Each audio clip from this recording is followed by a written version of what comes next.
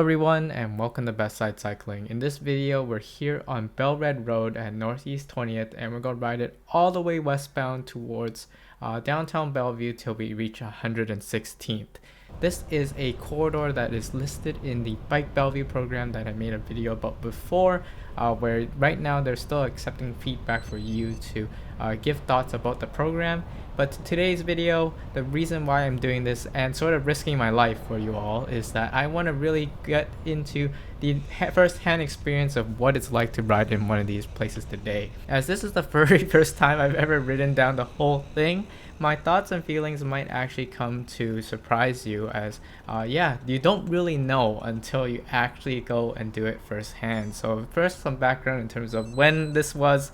This was on Halloween day, so this is a very spooky video at 4:05 p.m. So basically right about rush hour is when I decided to do this. I am gonna leave some of the audio there, so the constant beeping you hear is my radar that alerts me when a car is basically passing me, and I want to make sure there's sort of that experience going through as well as the experience of here just sitting and waiting through traffic. And last piece of background about this road, basically from east to west the whole thing is slightly at grade and mainly downhill, so I'm definitely in the safer direction as my speed will be higher and less of disparity between the cars. Here on the right is a really great plaza with a ton of my favorite Asian eats, Asian family marts and other things. I'm really glad that I basically passed here on bike, but I really wish that more people would be able to do the same. So in terms of what's proposed on this road in Bike Bellevue right now is basically that one travel lane would be removed and that there will be 5 feet of buffered bike lanes on each side to cyclists to ride on. And what I want to sort of point out right now is that with the way that I have to ride to keep myself safe, I am basically taking out most of this travel lane. I can't stick too close to the right to the curb because there's gutters and things that can be more of a threat to me at this speed. At this point, I do have to put trust in drivers to pass me. And really, that's what's happening here. And what I sort of wanted to illustrate first off and what I noticed is that I am not really impacting the sort of flow of traffic here. Cars have enough room to really pass me and sort of go at the speed they want to go.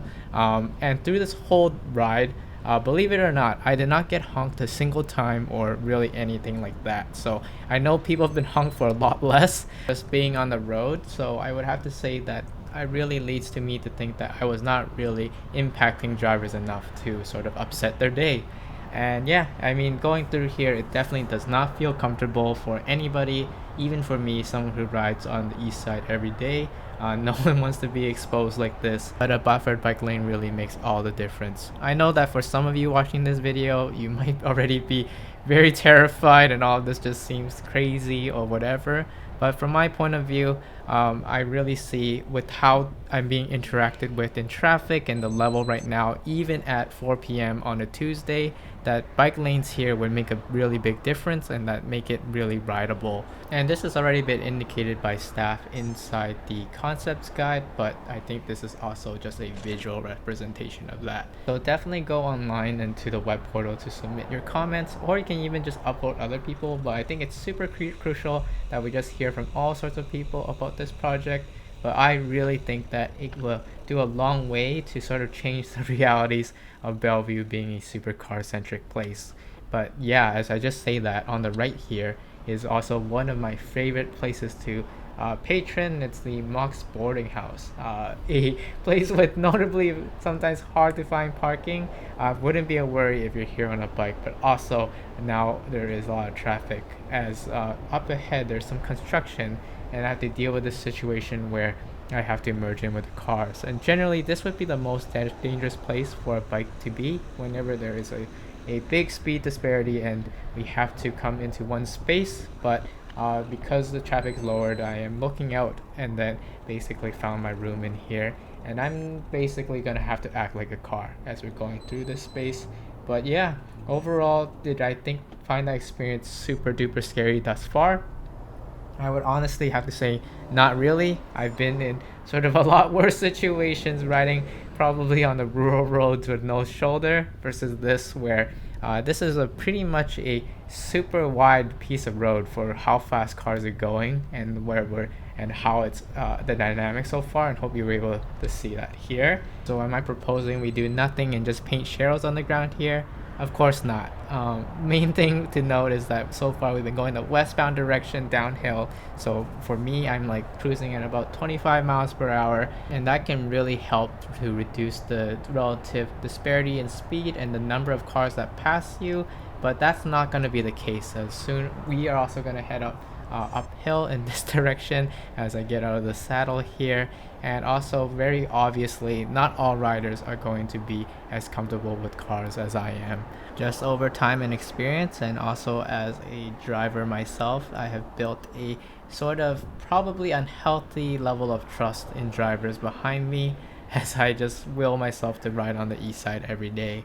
I know that's not for everyone, but really, the point I'm trying to make here is that this corridor is actually bikeable with buffered bike lanes. That should really be considered for more protected options in the future, but what we have in the cars right now, I think is still a good step and a way to get our foot in the door in terms of really building out a bike network.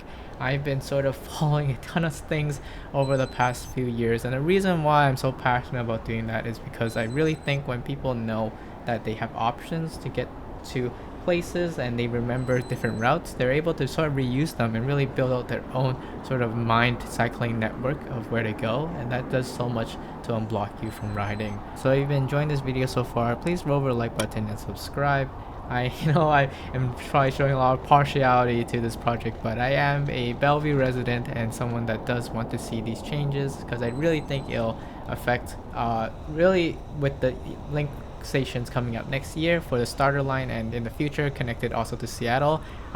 These cities are going to get more and more connected, and it's more and more important that we can sort of bike around. So so now at this point we are west of Northeast Spring Boulevard, and there is basically not much traffic left till we get to 116th. It really still blows me away each time I see the signs that the speed limits here are just 30 or 35. I really think that with those changes we'll probably get closer to those intended targets. But yeah, I hope you enjoyed this video. I think this is pretty much all that I'll have to show today, but let me know what you think. Did you enjoy this format of just a pretty much just raw experience with me riding through something with some commentary? And what do you think of Bike Bellevue? And if you haven't yet, please go submit some comments. So thanks so much, and I'll see you all in the next video.